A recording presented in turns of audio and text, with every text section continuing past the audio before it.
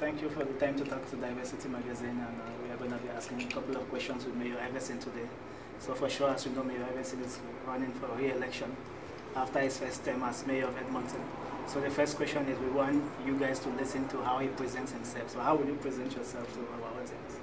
Well, I've had the opportunity to work for citizens now for 10 years at City Hall, 6 years as a city councilor, and 4 years as your mayor. And I was 28 years old when I got elected first, and now I've got some gray hairs, now I've got some experience, I've got some scars, I've got some wisdom, but it has been such a blessing for my wife Sarah and I to serve the community together.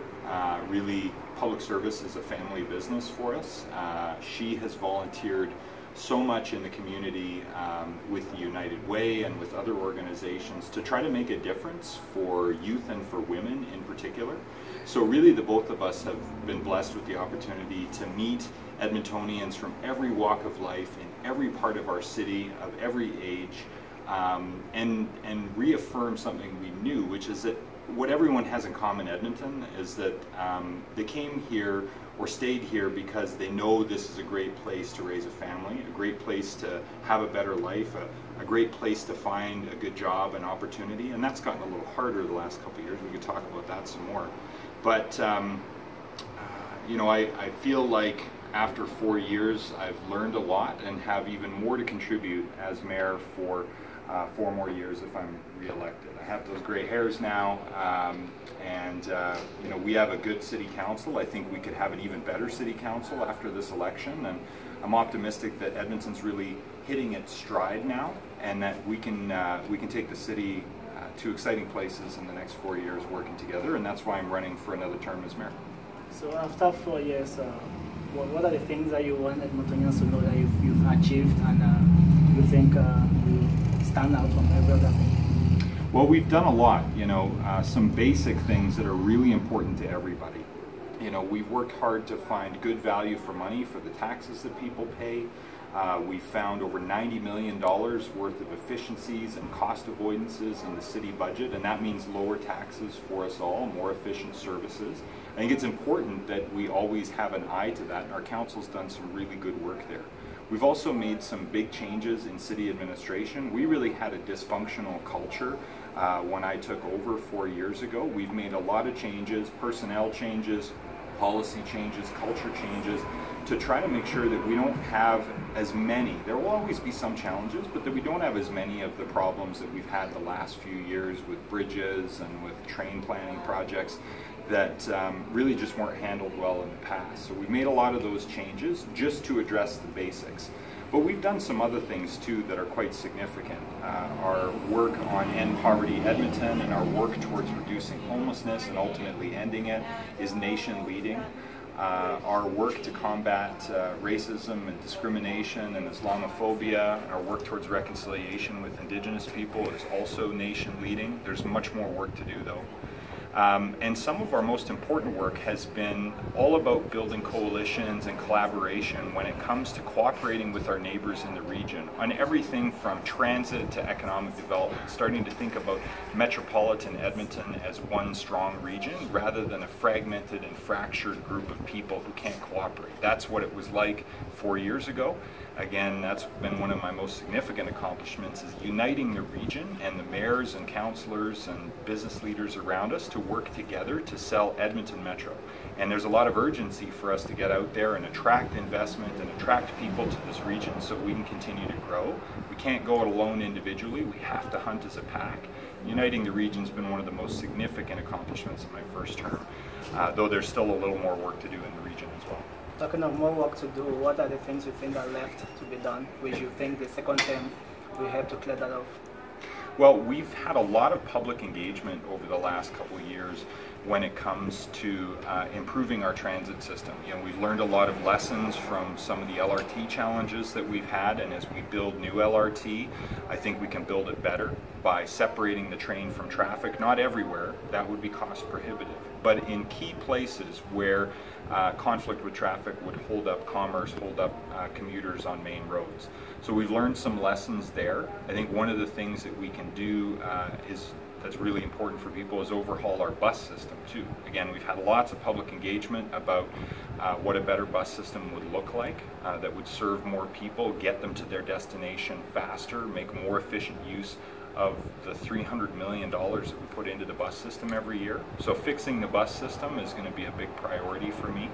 I also think that one of the most important things we need to focus on for the next 4 years is innovation and economic growth.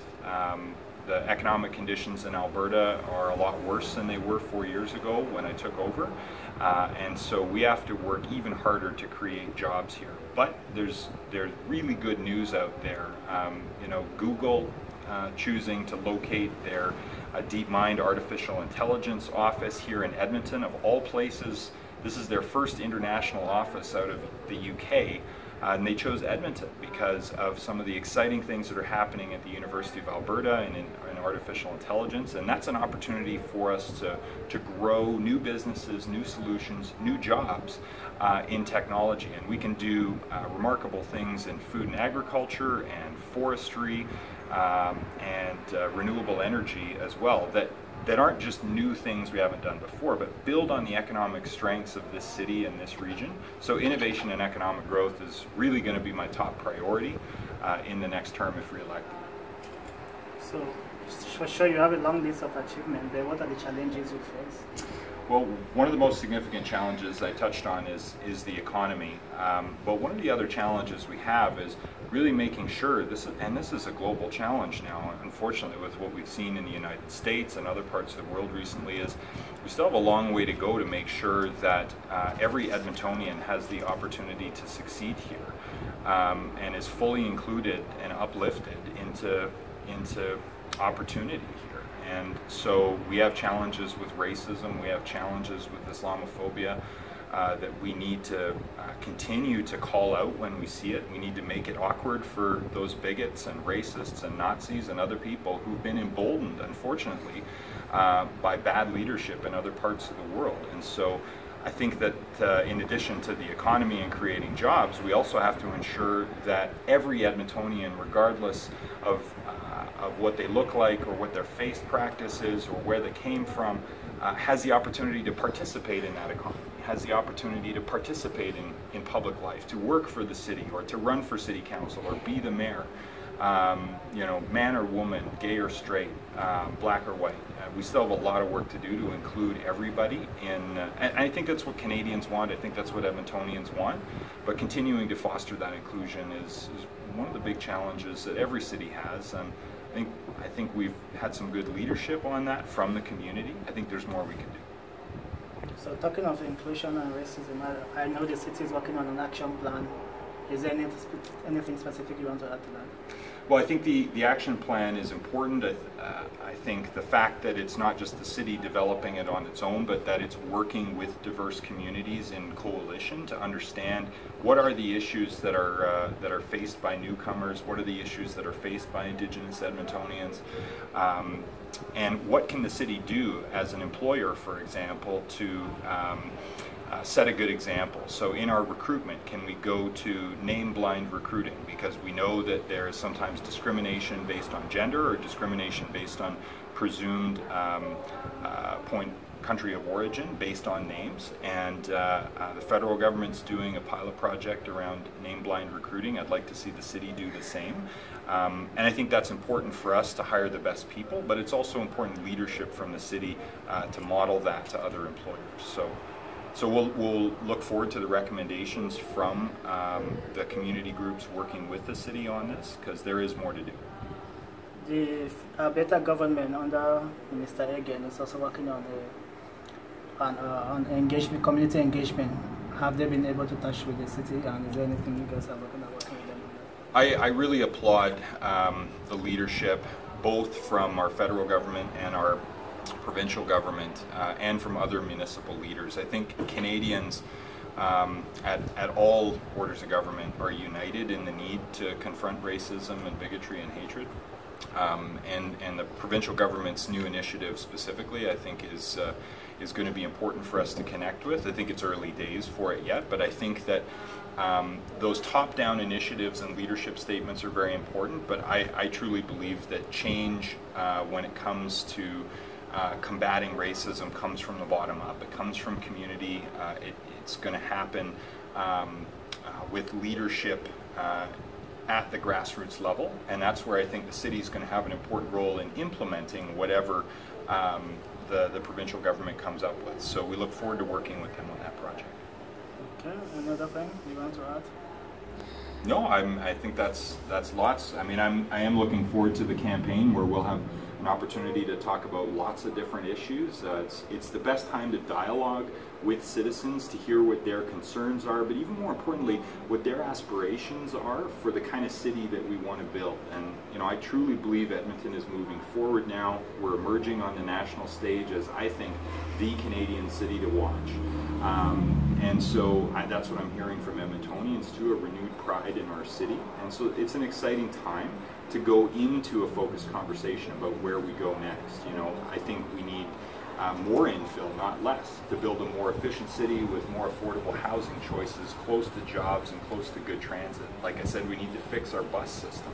We need to embrace innovation and economic growth. There's a ton of work to do, but it's building on this platform of a city that is just beginning to reach its potential, and so it's an exciting time. I'm really looking forward to it. So last election you had a serious challenger, and this time there is no, I would say, person with a big name, I would put it that way, in Edmonton that's challenging you. Does that impress you, or do you smile because of that, or does that make your work easier? Well, I have to assume that, you know, until nomination day, anybody could come forward, and I respect and appreciate that other people with different visions have come forward. I think it's important that we have debate about which way the city goes, and so I'm grateful that other people are running, and I don't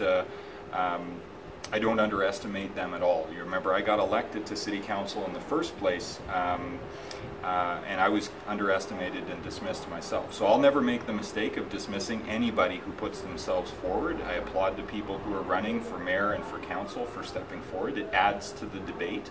You know, right now I think our chances are good based on the work that we've done, but I take nothing for granted.